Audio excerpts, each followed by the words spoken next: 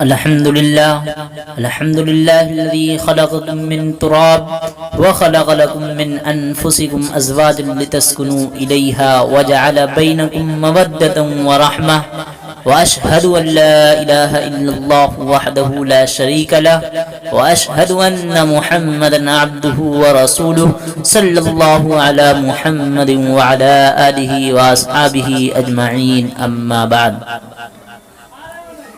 وعاشروهن فی المعروف۔ آپ لوگوں کو پتہ ہے سفر المظفر کا پہلا ہفتہ شروع ہو چکا ہے۔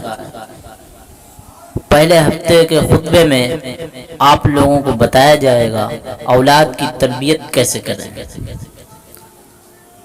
ہمارے بچے ہمارے پاس اللہ کی امانت ہیں۔ قیامت کے دن بچوں کے تعلق سے بھی پوچھا جائے گا۔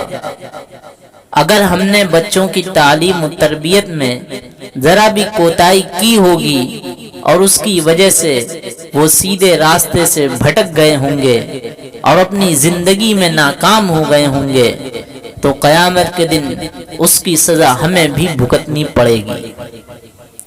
اس لیے ہمیں اپنے بچوں کی تعلیم و تربیت کے تعلق سے ہمیشہ فکر مند رہنا چاہیے اور کبھی بھی اس سے غافل نہیں ہونا چاہیے۔ آج کے خطبے میں اولاد کی تربیت کے عنوان پر قرآن و حدیث کی روشنی میں کچھ ضروری باتیں بتائی جا رہی ہیں، اس لیے آپ خطبے کو نہایتی غور و خوض کے ساتھ سنیں۔ نمبر 1، اپنی اولاد کو نیک بنانے کی فکر کرتے رہیں۔ سب سے پہلا یہی پوائنٹ ہے۔ نیک اولاد اللہ کی بہت بڑی نعمت ہے، اسی لیے انبیاء کرام علیہ السلام جب اللہ سے اولاد مانگتے تھے تو نیک اولاد کی دعا کرتے تھے۔ جیسا کہ حضرت زکریا علیہ السلام نے دعا کرتے ہوئے کہا، یا رب مجھے خاص اپنے پاس سے پاکیزہ اولاد عطا فرما، بے شک تو دعا کا سننے والا ہے۔ حضرت ابراہیم علیہ السلام نے جب اللہ تعالیٰ سے اولاد مانگی تو یہ دعا کی، میرے پروردگار مجھے ایک ایسا بیٹا دے جو نیک لوگوں میں سے ہو۔ اگر اولاد نیک ہو تو انسان کو مرنے کے بعد بھی فائدہ پہنچتا۔ ایک حدیث میں ہے کہ آپ صلی اللہ علیہ وسلم نے فرمایا، جب انسان مر جاتا ہے تو اس کا عمل ختم ہو جاتا ہے، مگر 3 قسم کے اعمال ایسے ہیں کہ ان کا اجر و ثواب مرنے کے بعد بھی ملتا رہتا ہے۔ بہت بڑی بات ہے یہ۔ اور وہ ملتا کیسے؟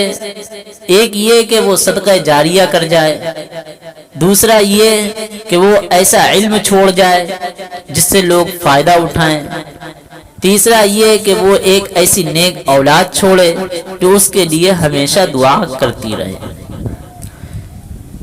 دوسری بات، بچوں کے سامنے اپنا عملی نمونہ پیش کیجیے۔ بچے جو ہیں نا نفسیاتی طور پر اپنے ماں باپ کے طور طریقے، ان کے اخلاق و عادات اور ان کے اعمال و کردار سے بہت کچھ سیکھتے ہیں۔ اگر وہ نیک کام کریں گے تو بچے نیک کام سیکھیں گے، اگر وہ برے کام کریں گے تو بچے برائی کرنا سیکھیں گے۔ مثال کے طور پر ایک جھوٹ ہی کو لے لیجئے، ہم اگر جھوٹ بولیں گے تو ہمارے بچے بھی جھوٹ بولنا سیکھیں گے۔ اکثر ایسا ہوتا ہے کہ ہم بچے کو بہلانے اور پھسلانے کے لیے اپنے قریب بلاتے ہیں اور محض جھوٹ بول کر اس کو کچھ دینے کا اشارہ کرتے ہیں، حالانکہ کچھ دینے کا ارادہ نہیں ہوتا۔ یہ بھی جھوٹ ہے، اس سے بچنا چاہیے۔ حضرت عبداللہ بن عامر رضی اللہ عنہ کہتے ہیں کہ ایک دن رسول اللہ صلی اللہ علیہ وسلم ہمارے گھر تشریف فرما تھے۔ میری والدہ نے مجھے بلایا اور کہا، یہاں آ، میں تجھے ایک چیز دوں گی۔ آپ صلی اللہ علیہ وسلم نے فرمایا، تم اسے کیا دینا چاہتی ہو؟ والدہ نے کہا، میں اس کو کھجور دینا چاہتی ہوں۔ آپ نے فرمایا، اگر تم اس کو کچھ نہ دیتی تو تمہارے اعمال نامے میں ایک جھوٹ لکھا جاتا۔ نمبر 3، بچوں کے اخلاق کو شروع ہی سے درست کرنے کی کوشش کریں گے۔ دیکھو، اخلاق انسان کا زیور ہے، وہی انسان سب سے بڑا ہے جس کے اخلاق سب سے اچھے ہوں۔ اسی لیے اسلام نے اخلاق پر بہت زور دیا ہے۔ ایک حدیث میں ہے کہ آپ صلی اللہ علیہ وسلم کا ارشاد ہے، سچا پکا کامل ایمان والا وہ آدمی ہے جس کے اخلاق سب سے اچھے ہوں۔ نیز ایک حدیث میں آپ صلی اللہ علیہ وسلم نے فرمایا، باپ اپنے بچے کو جو چیزیں تحفے میں دیتا ہے ان میں سب سے افضل تحفہ اچھا ادب سکھا دینا بھی ہے۔ اپنے بچوں کی شروع ہی سے اخلاقی تربیت کریں، اخلاق سے متعلق چھوٹی چھوٹی باتیں ان کو سکھائیں۔ مثال کے طور پر کبھی غریبوں کو کچھ دینا ہو تو کبھی بھی بچوں کے ہاتھوں سے دلوائیں، اس سے بچوں کے اندر بھی غریبوں کے تعلق سے ہمدردی پیدا ہوگی، اور ہمیشہ برے اخلاق سے انہیں روکتے رہیں، اس میں ذرہ برابر کوتاہی نہ کریں، ورنہ آگے چل کر ان کے اخلاق کو درست کرنا بہت مشکل آپ کو ہو جائے گا۔ نمبر 4، لڑکیوں کی تعلیم و تربیت پر بھی خصوصی توجہ دیجیے۔ دیکھو، تعلیم اور تربیت لڑکے اور لڑکی دونوں کا بنیادی حق ہے، اس بات کو کان کھول کر سن لیں۔ دونوں کو اچھی تعلیم دینا اور ان کی بہترین تربیت کرنا ضروری ہے، لیکن لڑکیوں کی تعلیم و تربیت کی زیادہ ضرورت ہے، کیونکہ وہی آگے چل کر ایک پورے خاندان کی تربیت کرنے والی بنتی ہیں۔ اسی طرف توجہ دلانے کے لیے رسول اللہ صلی اللہ علیہ وسلم نے ان کی تعلیم و تربیت کی فضیلت بھی زیادہ بیان فرمائی ہے۔ آپ صلی اللہ علیہ وسلم نے فرمایا، جس شخص نے 3 لڑکیاں یا 3 بہنوں کی سرپرستی کی، انہیں اچھی تعلیم دی اور ان کے ساتھ اچھا اوپر سے سلوک کیا، یہاں تک کہ اللہ نے ان کو بے نیاز کر دیا، تو ایسے شخص کے لیے اللہ نے جنت واجب فرما دی۔ سبحان اللہ۔ اور ایک آدمی نے کہا، 3 کے بجائے اگر 2 ہی ہوں تو اس کا کیا حکم ہے؟ آپ صلی اللہ علیہ وسلم نے وہی فرمایا، 2 لڑکیوں کی پرورش کا بھی یہی بدلہ ہے۔ حضرت عبداللہ بن عباس رضی اللہ عنہ کہتے ہیں کہ اگر لوگ ایک کے بارے میں بھی پوچھتے تو آپ صلی اللہ علیہ وسلم ایک لڑکی کی پرورش پر بھی یہی خوشخبری سناتے ہیں۔ یہ کتنی بڑی فضیلت ہے۔ ہمیں چاہیے کہ ہم اپنی لڑکیوں کو دین کی باتیں سکھائیں، ان کے اخلاق درست کریں، ان کو پردہ کرنے کی ہدایت دیں، بے پردگی کے نقصانات سے بچائیں، بتلائیں انہیں، اور ان کی تعلیم و تربیت پر خصوصی توجہ دیں۔ تو لہذا اولاد کی تربیت کے عنوان پر خطبہ دیا جا رہا ہے، لسن ٹو کیئرفلی خطبہ۔ نمبر 5، بچوں کے ساتھ شفقت اور محبت کا معاملہ کرنا چاہیے۔ بچوں کے ساتھ مل جل کر رہیں، ان کے ساتھ شفقت اور محبت کا معاملہ کریں، بات بات پر ان کو ڈانٹیں اور اپنا رعب جمانے سے بچیں، کیونکہ ان میں چڑچڑاپن اور غصے کا جذبہ پیدا ہوتا ہے۔ ایک مرتبہ ایک صحابی حضور صلی اللہ علیہ وسلم کے پاس آئے، اس وقت آپ حضرت حسن رضی اللہ عنہ کو پیار کر رہے تھے۔ اس صحابی کو یہ دیکھ کر تعجب ہوا، انہوں نے کہا، یا رسول اللہ، آپ بھی بچوں کو پیار کرتے ہیں؟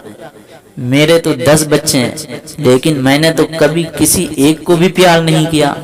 آپ صلی اللہ علیہ وسلم نے ان کی طرف نظر اٹھائی اور فرمایا، دوسروں پر رحم نہیں کرتا، اس پر بھی رحم نہیں کیا جاتا۔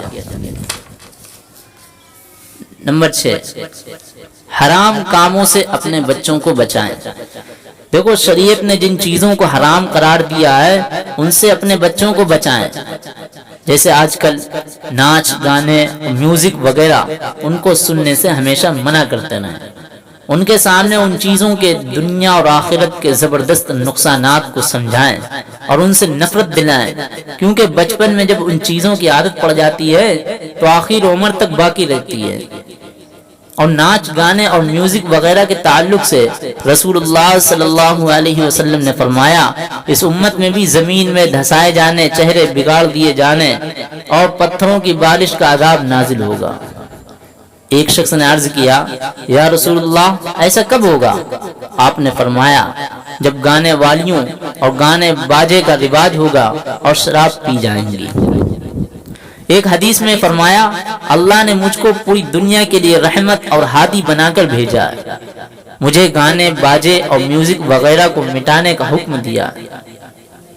اٹس ٹو بیڈ، کتنی افسوس کی بات ہے کہ جن چیزوں کو مٹانے کا حکم اللہ نے اپنے نبی کو دیا، ہم رات دن اسی کو بجا کر اسے بڑھاوا دیتے جا رہے ہیں۔ نمبر 7، برے دوستوں کی صحبت سے بچائیں۔ اگر بچہ نیک لوگوں کی صحبت میں بیٹھتا ہے تو اس پر نیکی کے اثرات پڑتے ہیں اور آگے چل کر اس کا نیک کام کرنے کا مزاج بن جاتا ہے۔ اس لیے ہر وقت اس بات پر نظر رکھنا چاہیے کہ ہمارا بچہ کہیں برے دوستوں کے ساتھ تو نہیں رہتا۔ رسول اللہ صلی اللہ علیہ وسلم نے فرمایا، نیک دوست کی مثال ایسی ہے جیسے مشک بیچنے والے کی کہ دکان سے کچھ فائدہ نہ بھی ہو تو خوشبو ضرور آئے گی، اور برا دوست ایسا ہے جیسے بھٹی سے آگ، کہ آگ نہ لگے تب بھی اس کے دھوئیں سے کپڑے تو ضرور خراب ہو جائیں گے۔ نمبر 8، اپنے بچوں کو صاف ستھرا رکھیے اور ان کو صفائی کی ہدایت دیجیے۔ اپنے بچوں کو صاف ستھرا رکھیں اور ان کو صاف ستھرا رہنے کا سلیقہ بھی سکھاتے رہیں، لیکن اسلام کی سادگی کو ضرور برقرار رکھیں۔ زیادہ زیب و زینت اور آرائش اسلام میں پسندیدہ کام نہیں ہے۔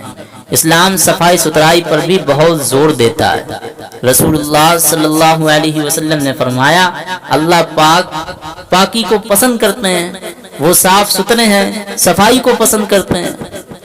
حضرت جابر رضی اللہ عنہ کہتے ہیں کہ ایک مرتبہ رسول اللہ صلی اللہ علیہ وسلم ہماری ملاقات کے لیے آئے، ایک آدمی کو دیکھا کہ اس کے بال بکھرے ہوئے ہیں۔ آپ نے فرمایا، کیا اس کے پاس وہ کنگھی وغیرہ نہیں ہے جس سے وہ اپنے بالوں کو درست کر لیتا؟